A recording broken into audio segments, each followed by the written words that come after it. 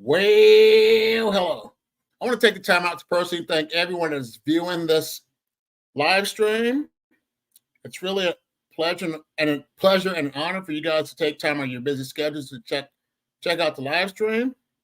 But I got a very special guest that I'm gonna bring up, and her name is Peggy. Hi, AJ. Hello, Peggy. How you doing? Real good. Real good. How about you? I'm doing well. What's the weather like right there right now? Well, where you at? We're in Windermere, Florida, which is central Florida. The Magic Kingdom is 1 mile as the crow flies from our street to Main Street, USA. So anybody who knows Florida or central Florida, you know where we are. It's sunny. It's 3 o'clock in the afternoon. It's only about 54 degrees, I think. We're supposed to go down to 37 tomorrow morning. So my worms are all sitting in the living room or wiggling in the living room. I just watched your video about how your worms, you were like they didn't want to go to school because they were cold. They wanted to be tucked in. Right. Absolutely. Hello, Heather. Hello, Cottage. Thank you both for joining the live stream. Hi, Scott. Peggy, question for you. Okay. What made you get into worms? Well, this was back in 2009.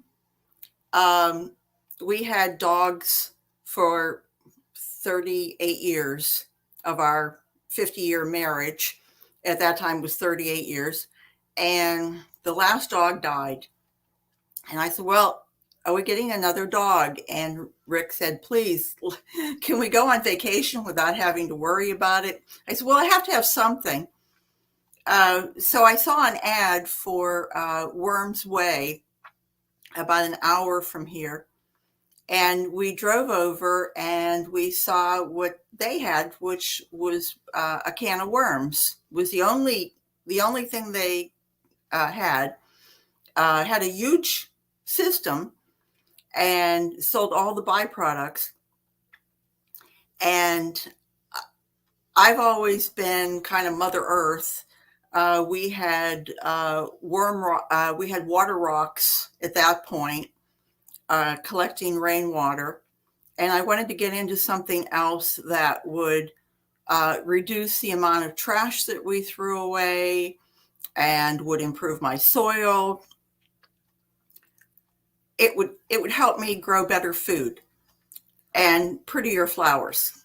So I'm a retired florist, so I have that layer, and I don't do it anymore. But old florists never die. We just step away from the table. And so anyway, it was a whole system. And I think Rick figured he was better off saying, yes, sure, we'll get worms, than to have me say, oh, look, let's go adopt another, dog or cat or somebody else. So that was kind of how I got into it. It was pretty simple back then. The lady, and things have changed so much in 15 years as to what you can't give your animal, what you can't give your worms, terminology. We've evolved. The average person starting out now knows more than I did probably 10 years after starting a worm bin. And so that was how I started. I only had one 3-level system until about 2.5, almost 3 years ago. I started my YouTube channel almost 3.5 years ago. And I still only had the one. And then I started watching other people, yourself, Cuckoo Cottage, who I just saw get on there, different people who had more worm bins. And I thought, wow, I don't actually have to have a system. You can start this out like So easy. And so anyway, that's how I started. That's how I started. So your can of worms, that you Yes. said, I think it was in your video, you got it from a friend, or did you get it from a garage sale? How did you get that No, actually? it was, I just said it. The lady's name, the company name is A Worm's Way. And they are Okay. about their company, their business is kind of a farm. You go out there and it's, you know what a Quonset hut is, don't you? No, really don't. I'm sorry. You know, it's where it looks like it's a covered something, but a Quonset hut, and it's kind of rounded. Um, Okay. I'm sure you've seen them. They're all over the world. Anyway, they had raised tables in there, and they were all about, maybe 8 inches deep. And they were just massive with, they were all, like 4x8, and there were probably 40 of them in there. And they were feeding the worms shredded newspaper that they were getting from all sorts of places, and feeding them that and scraps. I mean, they really had a business set up. But the only worm bin that they were selling was a can of worms. They had taken a vacation to Australia years before that. They were an older couple, and they were about my age now, but this was 15 years ago. And they brought back these can of worms, and they were selling them. And it's a 3-level system. It has a bottom Hmm. with legs, has a spout in the front, has 3 different layers, and then it has the top that has holes in it. And that and the worms, they included rock dust. They had a block of cocoa coir, and the whole system together was $237. I still have my original book, and I still have my original receipt Oh wow. from almost 15 years ago. And it was, you kept your bins wet.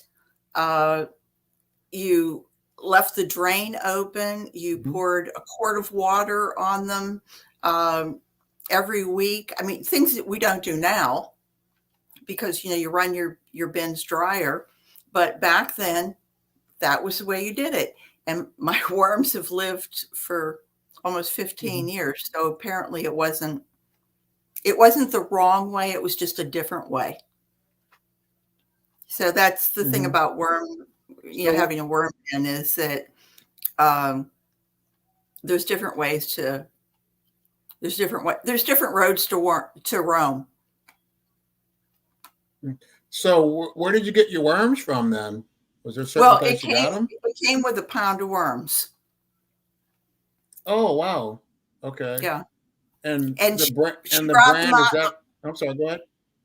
She brought them out in a little cardboard box. It was like its own little, like she was coming out of Tiffany's or something and handing me this little box. And she said, now, honey, your worms are in here, and you keep them Mhm. all safe. And we had Oh. an hour drive home, and I put them on my lap because I didn't want them to get jostled in the back of the car. You know. Hmm. So. So how many worms did she give you? A rough estimate. It was supposed to be a pound of worms, so I assume it was 1,000. Oh I wow. really, and I was scared to death. I'd never touched a worm before, Hmm. but you quickly get over the fear of doing that with putting them in there, and then if the next day they've moved around, and you just kind of go, oh dear, pick them up and put them back in, and like I said, you get over that squeamish. Kind of like you saying that your wife doesn't want them in the house, and you had to kind of beg her Hmm. to allow you to bring them into the basement, and Hmm. you get over it, you know. Hmm. Hmm. So was your husband on board with the Yeah, worms at first? yeah, he was. Rick is real supportive of me and I of him. And although he couldn't, I think he was concerned that I was going to get them in the house and then go, no, that's not going to work. And our that can of worms lives right off our kitchen.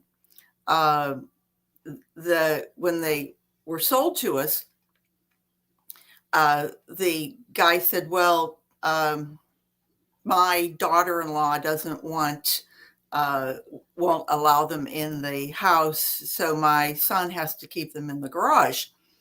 And I was like, "Well, it." I don't know about you, but our garage in the summer can get up to like 120 degrees with the door closed, or uh, if it's freezing outside, it's not a heated garage. And so I thought, well, we tried them. Oh, and they also said that, in Florida, you might have a problem with ants trying to crawl up the legs. Okay. And I mean, I don't know if you have that in your area or if it's, cold and it Mm-mm. doesn't bother you. But so I thought, well, I don't want ants. I don't want to have an ant problem. So I had them in my kitchen. We have like a little breakfast nook off from that, and they sit back in the corner. And so they're Mm-hmm. kind of out of sight, certainly out of mind. Um, and I was concerned. The reason I didn't want to do it before was because I had a dog, and I knew that well would be open, and I was afraid that any animal, would go over and would sniff uh, the leachate, which we called worm tea, the worm pee, whatever you want to call it, and would try to drink it. Mm-hmm. And I thought, oh, they're going to get sick. And probably 6, 7 years ago, we had two very nosy dogs come to visit for an afternoon. And it was quite unexpected, or I would have had it turned off and put away. But both Mm-hmm. dogs came in, and do you know, they walked in, and I mean, they went over everything in my house. And they went over to I have a canister Okay. sitting underneath so it doesn't run on my floor. And both dogs went over and went, and they just carried on. I thought, isn't that incredible? There's no smell to it. Um, uh, I had a girlfriend who was very standoffish, and she found out I had worms, and she always stays overnight with us. And when she found out I had worms, she said, "Well, I don't think I can stay in your house." And then Oh she wow. finally, we coaxed her over, and I was ready to lift the lid. And she says, "If they jump out at me, I'm running away." And I said, "Martha, Mm-hmm. they're worms. They don't have legs. They can't jump." And I made her come over and smell it. And I said, "Do you smell anything?" And she said, "Just cut grass." Oh wow.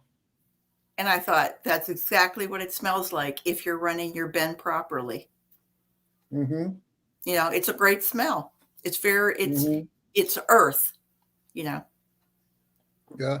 It's crazy about your friend how people think that worms are like cobras, like they'll strike you, I you know. know, but they don't do that. I don't know why they got a bad rap for something, for being the most defensive creatures ever created. Right. Especially the wigglers. Mm-hmm. They're my favorite. They're Yeah. my only. I don't well, I shouldn't say that. I've been recently reintroduced to big earthworms that can, jump and seem to have a lot more liveliness than a red wiggler. The red wigglers just kind of seem like they're, the do-si-dos of Mm-hmm. the worm world. Yeah. Mm-hmm. So, how many worm bins do you have now? I have the can of worms, which I consider that one, even though it's 3 trays. Then I have um, two oblong planters that are up on legs that they were sold as an outdoor planter. And where I have them on my porch, I don't get enough light. And the way they got turned into worm bins was because I had used Miracle-Gro potting soil in each one of them. And I had herbs growing in the top. And I decided that some of my worm castings, I wanted to incorporate it in there. And it never occurred to me how many cocoons would be, in those castings that I just missed, or maybe wisp that I had missed. And so these two oblong trays with Miracle-Gro potting soil, actually the worms started to multiply as the plants were dying because they weren't getting enough sun. So it was a perfect situation for the worms. They were being kept warm, but they weren't too hot. And then I started realizing, oh my goodness, I kept thinking, did I miss this worm? Did I miss this worm? I have hundreds of worms. I can't have missed that many. So it eventually, I just turned those little dying sprouts off, and I covered it with bubble wrap, which is the best thing if you're trying to keep your worms either warm enough or cool enough. And then I cover them with, you've seen bubble wrap from like Amazon, the bags that come in there like a dark blue. Well, that's perfect for keeping the light out. So I have one layer of bubble wrap, and then I put the dark layer on. So that's two more. And then I have Dick and Jane that are just small little shoe boxes that they started out being strictly to see if I could take cocoons and breed them, get them to hatch. And once they hatched, then they multiplied like mad. And then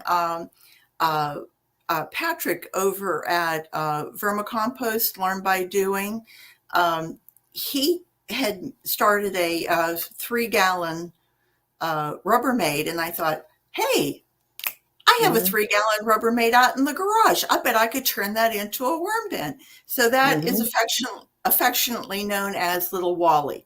So I have 6. It's addictive. Do you feed them all at this? I'm sorry. I know it is. Yes. Because I'm like you, everything you look at is a potential worm bin.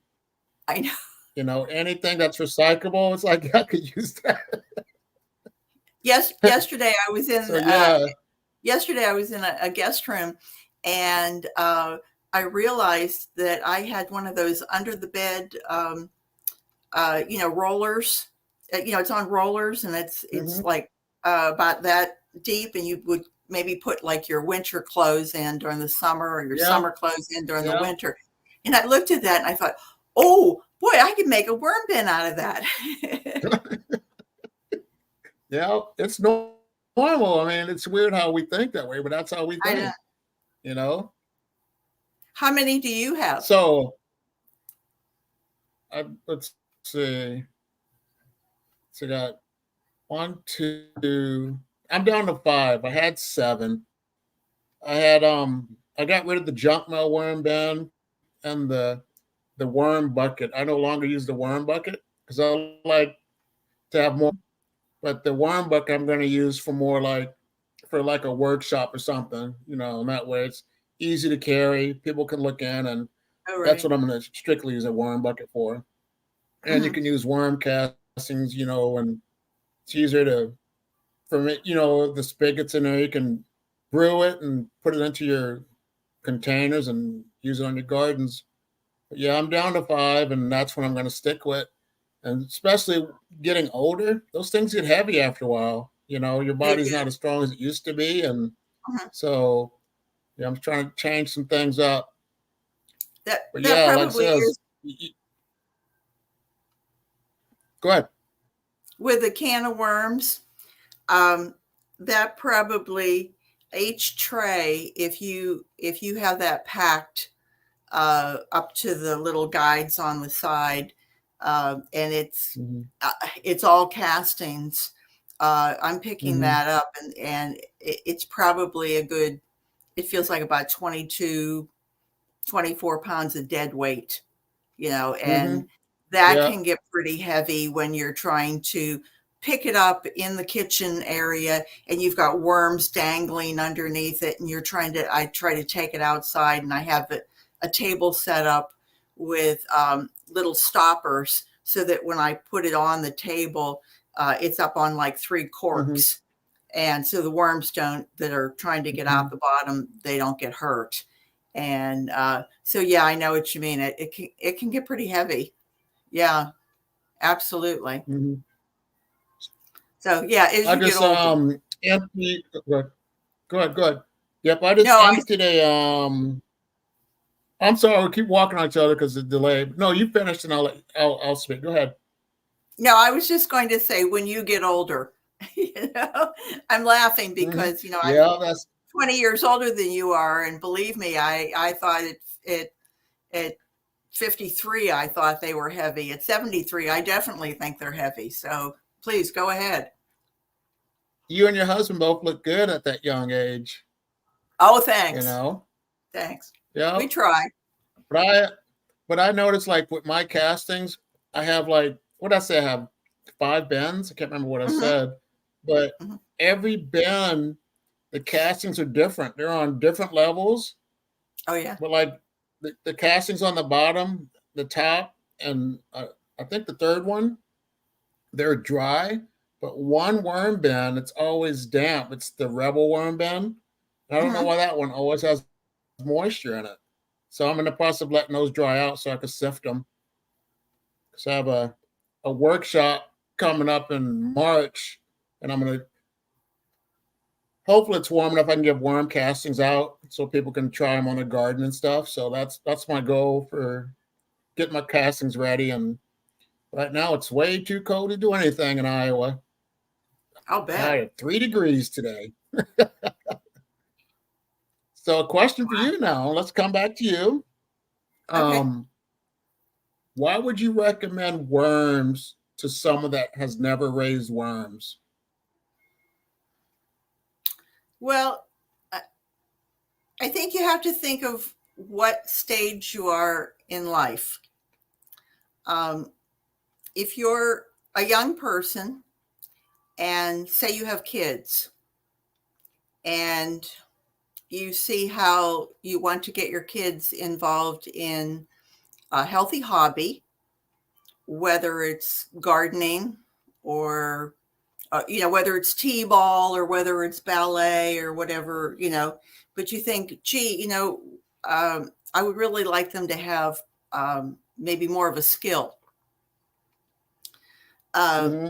Worms are really, they really are a well-rounded hobby in teaching kids how to do things. One, they don't have to walk the worms.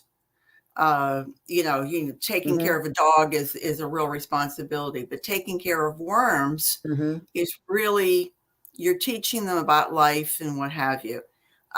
Whether you're that young person and you're going off to school, whether you're just starting your home, um, maybe you want to. Well, let me just say that when we moved to this house 15 years ago, this was an old orange orchard. Florida was Oh. big oranges. And in the 90s, we had some freak uh, uh, cold snaps in, like January, February, March. And the cost of having orange groves die back every year was becoming so high that a lot of farmers were just giving up and they were selling. And at that time in this area, a lot of developers, big developers, were moving in. Mhm. And so here we came along, and this is about, 2005, 2006. Ashton Woods is a very large company here in Middle Florida, Central Florida. And this development was built. And so this was all orange grove. Well, in order to raise it up high, because I have a preserve behind me that they weren't allowed to build in, they had to raise this level up about 8 feet. Well, they're not going to bring in good soil. They're going to bring in fill, as it's known. And about the top, maybe 6 inches to a foot might be decent soil. So I had been a gardener since I was probably 20. And when we moved here, the soil, you could just see the soil was horrible. And as I was trying to grow things, I was growing things like, mother-in-law's tongue, cactus, ferns, things that really can exist on some really crappy soil. And so the worms became an idea of, I don't want to have to go out and buy 100 bags of black cow at $6 a bag, and it's not even going to cover my little property. And so I've always been the person who did step by step, bit by bit. If I'm painting, I do wall by wall. If I'm doing, I don't tackle a job and say, quick, let's, rip everything apart. So to me, the worms were just a natural progression of over time improving my soil. And if I were going to talk somebody into it, I would say it's a good hobby. It's a healthy hobby. They will become your friends. You will look after them as you would, your favorite old aunt. They become endearing. They get you to look at the world in a whole different way, that you can, I'm not Greta Thunberg, the young girl who's an activist, she's, I'm 73 and she's probably 16. So she has a long way to go. And I've been, Mother Earth since I was 21. And we lived in Hawaii at the time, spent 8 years there. And I used to try and improve my soil there. When we moved to Florida, I've tried to improve my soil wherever we lived, but I never layered the worms on it. And I think the worms are the game changer. I think, and this is just my personal opinion, and Rick just kind of rolls his eyes at me. But I think if everyone was able to recycle there are little things. I mean, I'm not asking anybody to do anything monumental, but saving your scraps, saving all of your food scraps that you would put down the garbage disposal, or you'd throw in the garbage. Our garbage goes out once a week, and we have a little bag, and I swear you could open that up and leave it open for 2 weeks and you'd never smell anything, because anything that might smell, the worms take care of it. That's and awesome. Even bones and what have you, if you freeze them enough and you pound on them, it's blood meal and bone meal. So you're it's like saying, if you saw $1, would you throw it away? No. If you saw a quarter, would you throw it away? No. What about those dimes, nickels, and pennies? They're nothing. Well, they are, and they add up. So why not garden what you've got? Why not use what you have? So all right, off the bandwagon.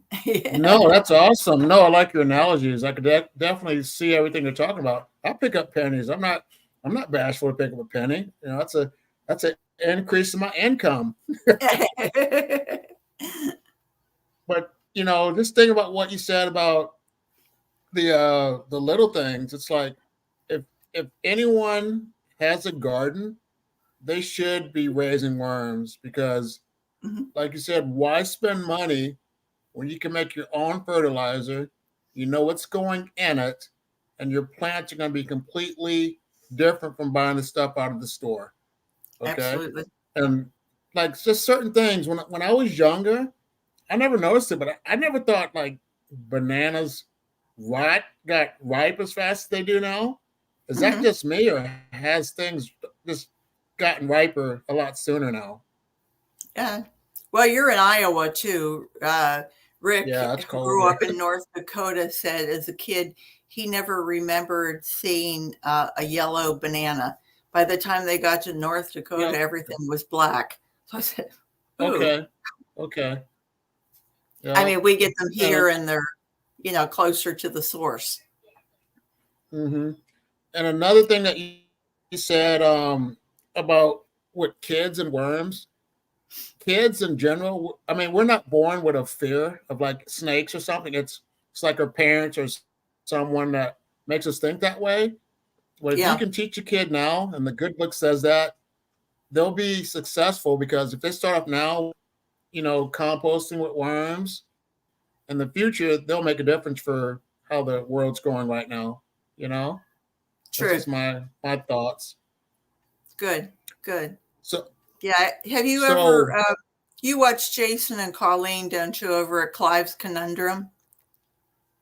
yep, Okay. yes, ma'am. And they had some little visitors, and it was really cute because they were showing the kids worms. And I thought, Hmm. wow. I mean, these kids were like, wow, look at that. And the worm was just gently crawling along. And I thought, oh my God, at that age, my mother would have been off her chair and would have had me by the collar and said, don't touch that dirty thing. And I Yeah. would have had to scrub my Hmm. hands you know, Hmm. and so probably that's where the fear of, oh my goodness, as much of a gardener as I was, if I ever had a worm touch me when I was in Hawaii or in Florida, and I'd run into a worm would fly out at me, I'd go, and I thought, I might, Hmm. I'm in my 50s. I'm 59 getting my first worm bin. And I thought, if I can get over this Hmm. fear, I got it made. And it was a quick get over, which I was really pleased because it has really opened my eyes to a different world and in a pleasant world. Uh, Hmm. Ask anybody. It's if they Hmm. have to, claw through their worms and play with their worms a bit. It's very therapeutic. It's very meditative. Hmm. And it's another thing. The interview with her name was Kathy. She's up in Canada, and she has worms a lot. Been raising worms for a while, and when she first started out, she was scared of worms. And then once she got past that fear, she has done a lot of workshops and everything. And like I Oh, said, cool. it's just once you get past that fear and you find out they're not going to bite you or do anything, you're right. Your mindset changes. So just a little plug to people that are scared of worms. Just put your hands in some dirt. Like I said, they're not going to bother you. And like you said, they are therapeutic. So it's just my Yeah. little encouragement for everyone that's raising worms. Let's see, someone, yeah. But the thing, if your hands, but think about it. If our hands get dirty, we're just supposed to wash them.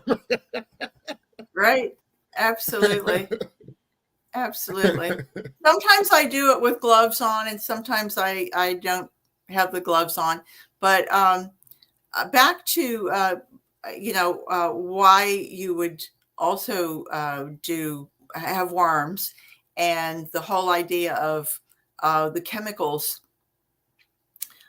You know who George Carlin is. I mean, he's dead, but I'm sure you know who he is.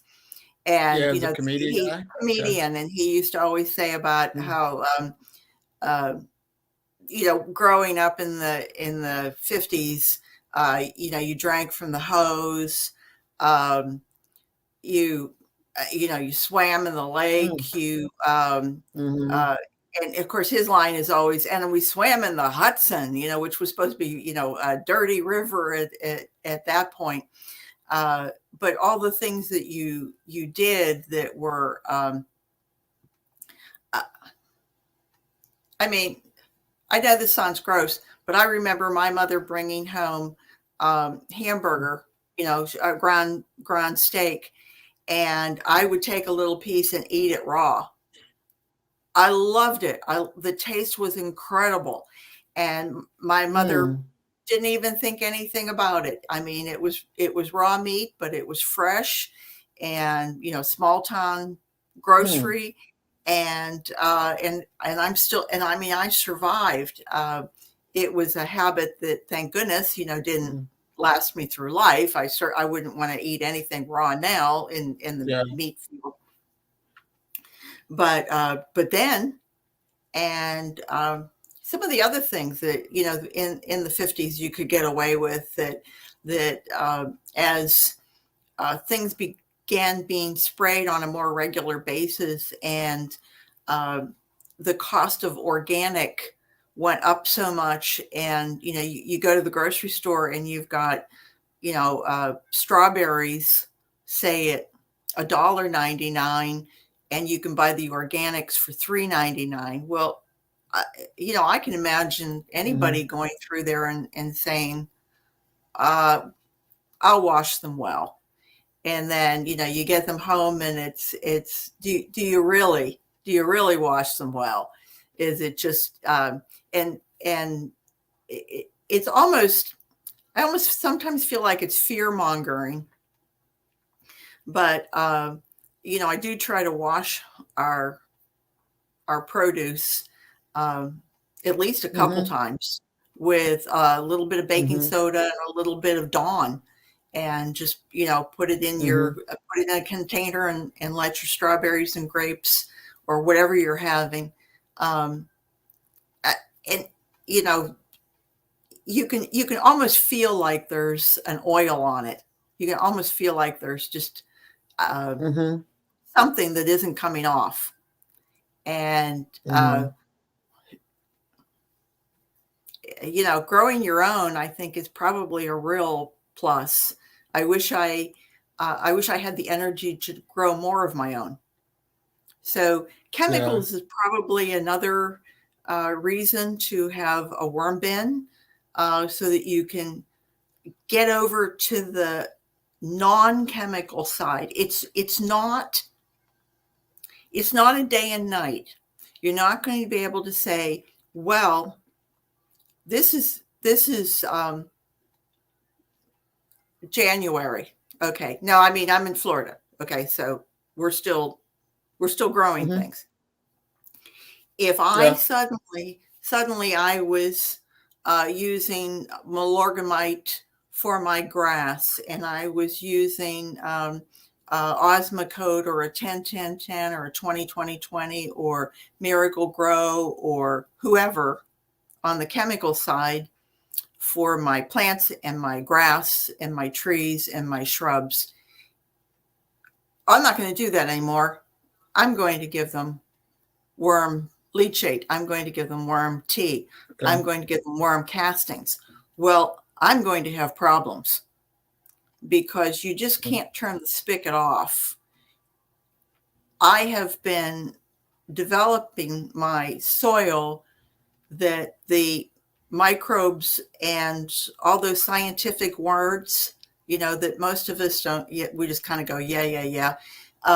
You have to grow your soil so that it's stronger, so that when the bugs do move in, it's strong enough to go, get away from me. It's not an overnight thing. You can turn off one spigot slowly as you're turning on the other spigot until you're finally totally organic. And I think that's something that some people will try their worms, will try their castings, and suddenly they get hit. Like I tried it, and suddenly I got mealy bugs, and I was like, oh my goodness, I had 20 poinsettias, and they just all just were decimated with mealybugs, and they came in like a busload of senior citizens on an all-you-can-eat buffet. And you get that joke here in Florida. Anyway, so Yeah. anyway, it was like one day they weren't there, and the next day they were just, everything was stripped, And so anyway, it's a gradual thing. So the reasons, you don't want chemicals. You want to be more self-sufficient.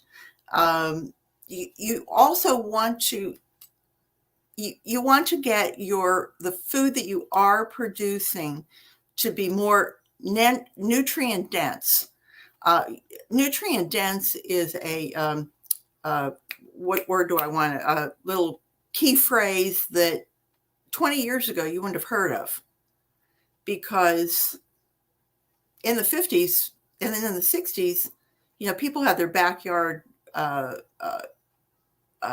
gardens, and I mean, they were pulling off the big beefsteak tomatoes, and you were like, wow, isn't that great? And there were some nutrients in that I mean, they were healthy for you. And you go to the grocery store nowadays, and if your food doesn't feel like it has a film on it, it almost feels strange. Everything's either sprayed or what have you. And so we bring this stuff home and we eat it, and yet we're still taking all these vitamins that we have to take to try and stay healthy. So I think that's another reason why somebody might have their own worms or have their own compost. If you can't have worms, if for whatever reason, and you have worms outside, you have a compost bin or something like that, you're going to have worms. You're still going to have them. You can have. Have you seen these new things? They look like a suitcase that you put them out in your garden, and you can put your scraps and stuff in it, and the worms, will come up into it. And so it looks pretty, I guess is what I want to say is we're also worried that the homeowners association is going to come after us and say, you can't have a compost pile out in your front yard. And so anyway, those are just some reasons that I could think of why somebody would have it. If you had a community garden, community spirit. No, that's good stuff. And you're like you're a comedian. You like to snake some punchlines in your material. I like that. I just want to make sure you're question awake. For you now about your neighbors. Yeah, no, I'm awake. You're doing good. You keep me engaged. I like that. You're awesome, Peggy. So, question for you right now: with your neighbors, do they know you have worms? Are you secretive about that? Well, when we moved here, we had one guy who's a real bulldog. For anybody who lives in a HOA development. And I had sunflowers growing out in, what a swale is, it's that little strip of ground on grass and soil on the other side of your sidewalk out in your front. Okay. Well, I was sent a notice that they were going to fine me $1,000 a day if I didn't take my sunflowers out because they were not an approved flower. So when you ask the rules and regulations, I just went, I can't believe it. But anyway, I have 40-gallon water catchment system, just 40 gallons on each side of my house. There's a rain barrel, there's a downspout, And so we have them, but they look like granite rocks. And the only thing that you can see is there's a tiny little spout in the bottom, and there's a little hole on the top where it connects. And so one of the bulldog's lady friends, who also is an HOA lady, went walking by my house one day, and she said, "Oh, well, I like those rocks. That's nice in your garden," because that's what it looks like. It's disguised. And then she saw that I was running water into my sprinkling can, and she said, "Is that to catch water?" And I said, "It's to catch rain." "Oh, all right." And it was like, whew, got away with that one. I didn't get a letter. Wow. But as far as worms, I'm keeping them inside my house, so nobody can really complain. Some of my neighbors, know. My neighbor who gives me his grass clippings, he knows that I have worms, and so he is a horrible gardener. Bless his heart, but he has somebody come and take care of his plants, and the only thing he does do is he cuts grass. But so I give him cans of worm castings, and I said, just sprinkle them around the plants that are dying, and try to save them. But and I've given them to other, castings to other people, and some plants to other people. So, I don't really, I don't brag about it. I don't, little by little, I gave moringa, which I grow. It's the miracle tree, the tree of life. And I grow that for us, our health.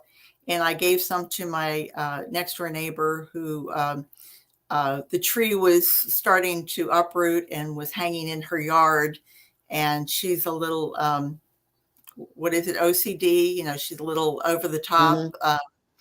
And she had to come over and tell me that my tree was leaning and some of the leaves were over the fence. And she was just getting so nervous about it. And so I said, "Well, you could cut those." She's vegetarian. I said, "You could cut those and put them in your smoothie." I said, they're so healthy for you. So I gave her some that was powdered and said, maybe this would be good for you. I thought, well, maybe it'll calm her down, but I don't know. Anyway, so I guess the answer is yes. I have a select few that I've let know about my worms, but I'm not doing any Saturday morning show out in the driveway or anything like that. Maybe this year. Thank you for sharing that. That's good. Thank you for sharing that, because like everyone says, HOA has silly rules, which they do, but we choose where we live, and I'm glad you're able to keep doing what you're doing. So now I have to ask you something that we don't like to talk about, and that is pest inside of a worm bin. What's the worst pest you had in, and how could you have eliminate that process from happening? Well, knock wood, I hope you can hear that. Yeah. I heard it. I never had anything until about 2 years ago. I started noticing that I had mites. I didn't even know what they were. I thought they were like little tiny ants or something and then I found out that they were mites, but they're white, and they're irritating to me because they're not my red wigglers. And so what I do, and of course, I've gotten recommendations.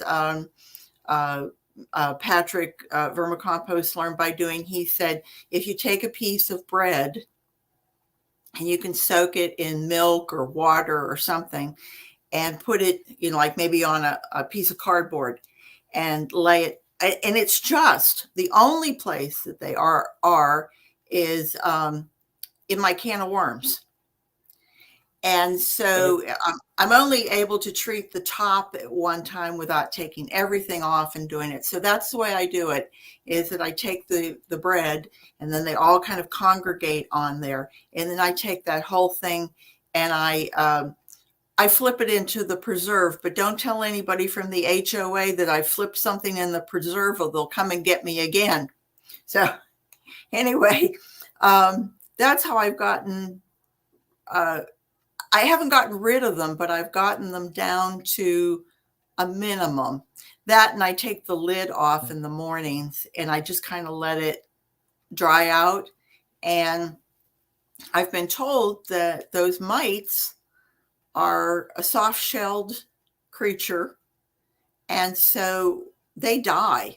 I mean, they just, whatever is there in the daytime, by the time I'm ready to put the lid back down, they've all dropped and they're dead. And so that's a source of chitin, and which is protein, and it's actually good for them, good for the worms, not for it doesn't do much for the mites, but it does good things for the worms. The only other thing is maybe if I were out on the porch, on my back porch, and I put, say, a banana peel or something too high up and I hadn't covered it, then I might get like some little, what are they, fruit flies, gnats, something like that. But, you cover it and again, I haven't had anything.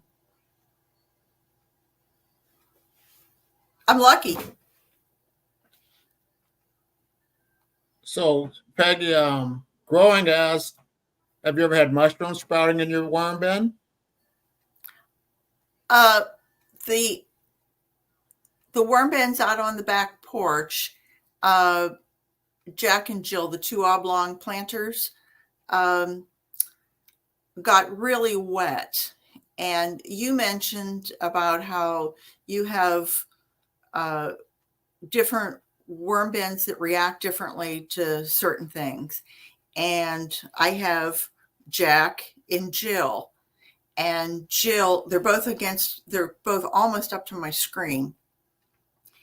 And right here, you can't see where my hand is, but right here on the outside of that screen, there's a sprinkler head. We have in-ground irrigation. And when that pop-up comes up and it sprays, that moisture is coming through the screen. If the wind blows, it's coming through the screen. Jill stays much more moist than Jack does. And I get mushrooms occasionally in Jill. Coincidentally, Jill also has more cocoons because her humidity level is higher. And how far are they? Are they're in the same room and they're not like too far away from each other? Is that correct? Absolutely. They run, Jack is over here. He runs this way. The screen is right on this side. Jill is over here. The screen's on this side. Just on the outside of the screen in the backyard is where the pop-up, the irrigation pop-up comes up and it sprays. It's a 180 as they call it. So it sprays, 180 degrees. But when the wind blows, it comes back through. You can feel the moisture on that section of the screen. But by the time you get to Jack, you don't feel it. It comes through maybe a 2 or 3 foot spot, That's crazy how, like I said before, when we talked about how, just different locations have different results. And out of those two worm bins, Jack or Jill, which one do you think has more worms? Is it Jill? You think you said Jill has more worms? Okay. Jill. And they started out with about the same amount, correct? Yes. You tried to do a rough. Okay. And you don't count your worms, right? You don't have the time to count 5,000 worms. Well, I think I did do it a few times. I think you were egging me on, actually, as I recall. And Patrick and a few others. Oh, come on. And so I think when I was trying to do a migration, I decided that what I would do is, as I was going through them, I would just count, 1, 2, 3, 4, 1 potato, 2 potato. And by the time I get to about 300, I thought, oh, my back is killing me. And I would just take them and move them over to where I wanted them to. Wanted them to Mm-hmm. be, within the new section. And then the next day I would come back and I would count a few hundred more. And over the course of a week, I think I got pretty close to 2,000 on Jack. And then I went over and did the same thing. And I have to tell you, my counting days are over. That is really hard on your back, I hear you. Yep, exactly. I mean, kids can do it, but yeah, I'm just not ambitious enough to do those that count those worms. Absolutely. I think for me, the best way I would do it is to get them all out of the castings and just weigh them, and that'd be a rough estimate by the pound. And the Well, I mean, pound really not accurate. Go ahead. Go ahead. absolutely. So let's see. Bart Chuckin's laughing at you, and Is he Fuji's that little yeah. sweetheart? Fuji said, "Wow." But yeah, Fuji. Some people do count worms, but not me. So, if anyone has any questions, please leave them for Peggy. Peggy, is there anything else you'd like to share about your worm farming journey?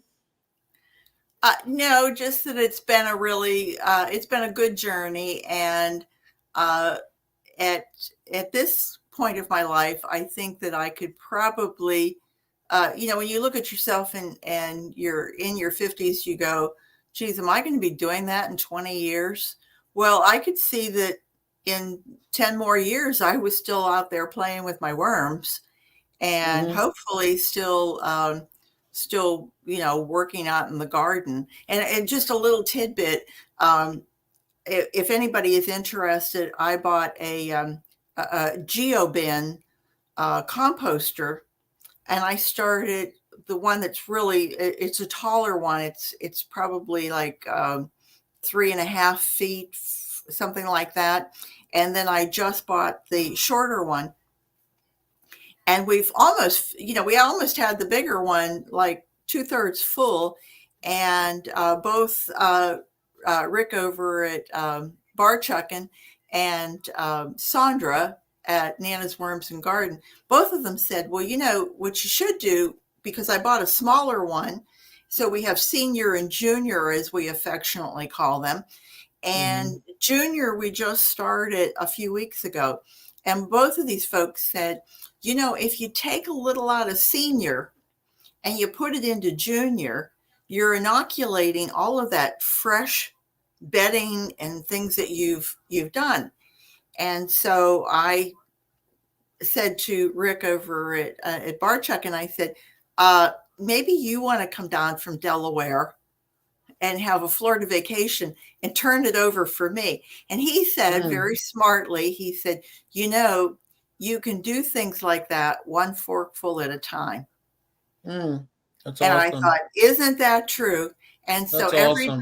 every day I just go out there with the pitchfork and I just That's pull awesome. an inch or two off the top and I move it over, and I think, wow, to be so young and to be so smart. And he's a Yeah, man that too. is a good tip. Yeah, that is an awesome tip. So, someone had a question for you about, have you Oh, ever sorry. tried planting? You found like planting something like tomato plants directly in the worm bins. Have you ever done that? I've had tomato sprouts coming up.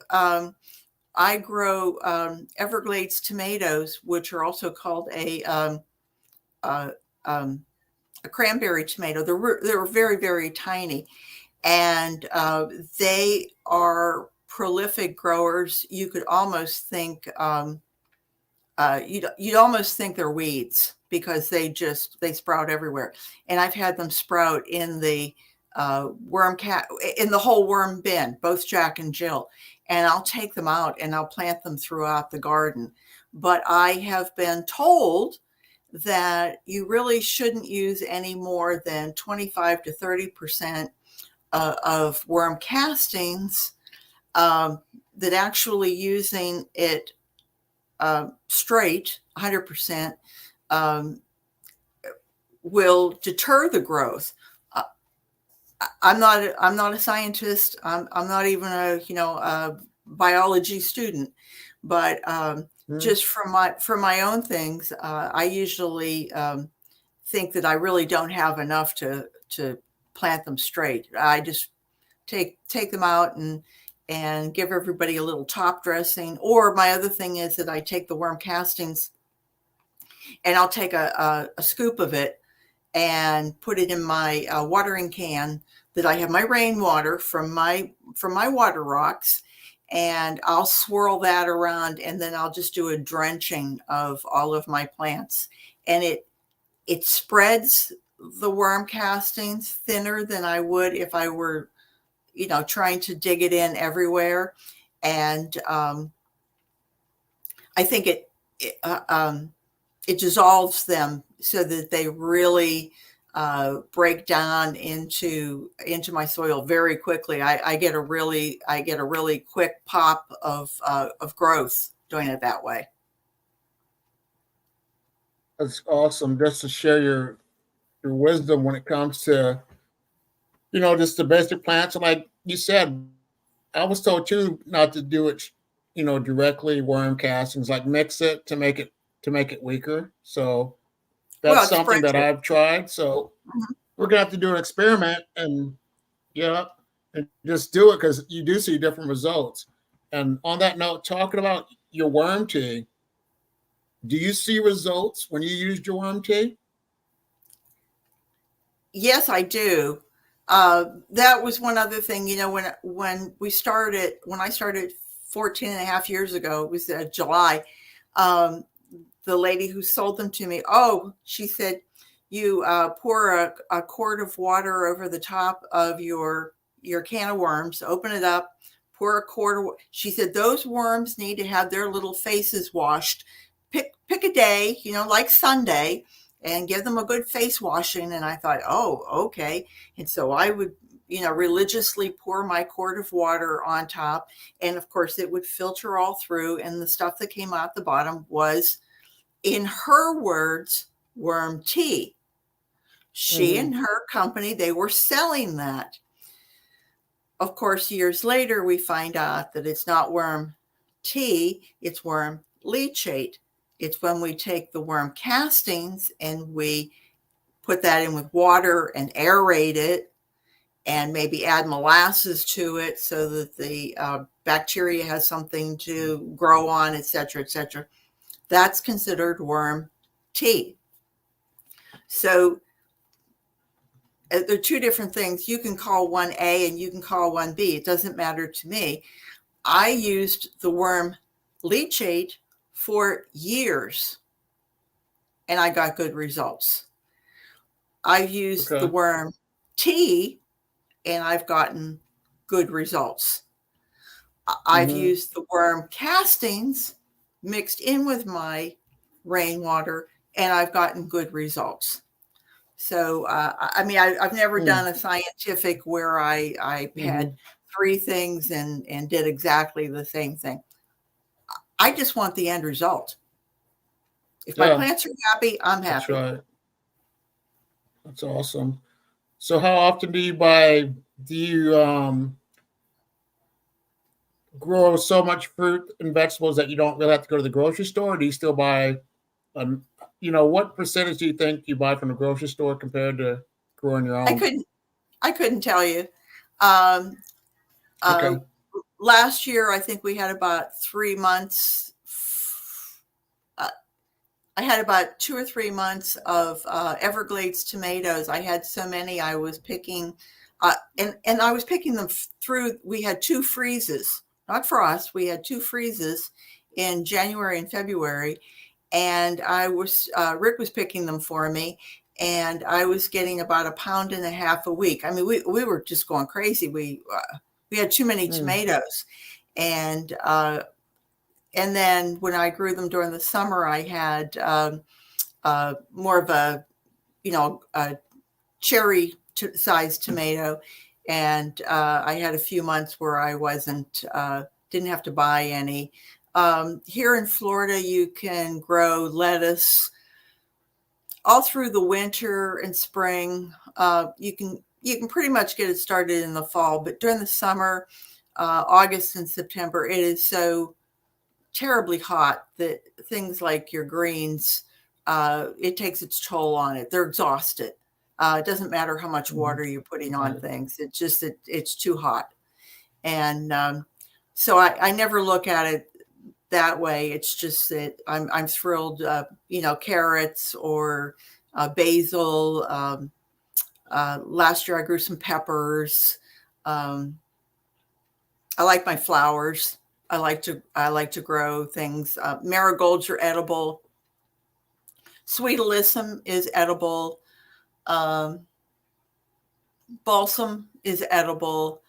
There are things that actually look pretty, and you can add them to your salads or what have you. So I don't look at it as a challenge to have a percentage that I grow. It's just I grow what I want to grow.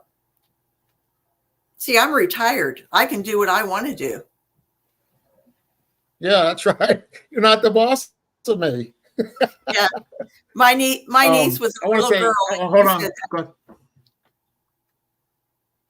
I want to tell real quick, Cuckoo. I'm sorry. Yeah, thank you for the super sticker, Cuckoo. Everything that I receive, I invest back into the community. So, very nice. My goal is I almost have 3,600 subscribers. So thank everyone for subscribing to my channel. Ooh, but my next milestone giveaway is going to be 5,000. But I'm just going to take it day by day. I don't want to rush. I want like genuine people that are coming to my channel, like everyone else that does YouTube videos.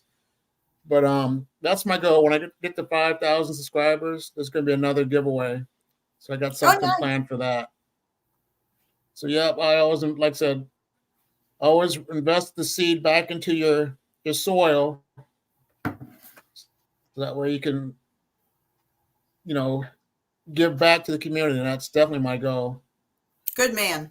Good man. So, good motto. Yeah, thank you. Yeah. So, little plug, if not saying me, but if you're not into giving, become a giver, because once you give, your life's going to be completely different. If you like someone and your heart's telling you to do this or that for him or her, do what your heart tells you and you won't be wrong. So that's a little plug I'm throwing out to you guys. And, they said it's better to give than to receive. But Peggy, I'll let you end with anything else, and then we're at a good time frame. Thank you so much for dropping by, but leave some tips and tricks real quick, and we'll call it a day. I can't speak. Well, as I always end my video with, garden what you've got.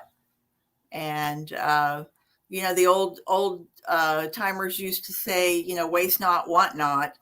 And when you're a kid, you hear that and you go, oh. But as you get older, you start realizing, truly, waste not, want not. Use what you have, or garden what you've got. So I'll end it with that note and say thank you for everybody who came to visit. It was just so lovely. I saw names coming up, but I was running my mouth and I couldn't read at the same time. So anyway, thank you, everyone who came. This was fun. But I definitely want you guys to check out Peggy, because she's been doing a $1,000 pound challenge of food waste. And that's I did that last year. Or you try to find out how much you can. Yeah, last year I did 1,969 pounds. We saved from going to the landfill, and so this year I'm challenging myself to 2,000 pounds. So we'll see how close I get to it. Yep, you definitely keep up the great work, and you're definitely making a difference.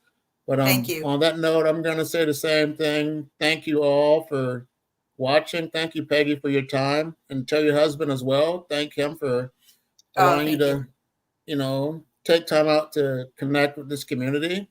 And let's keep up the great work. And it all starts with one worm. So on that note, I want to say thank you all for watching. You have a great day. Bye. Bye-bye.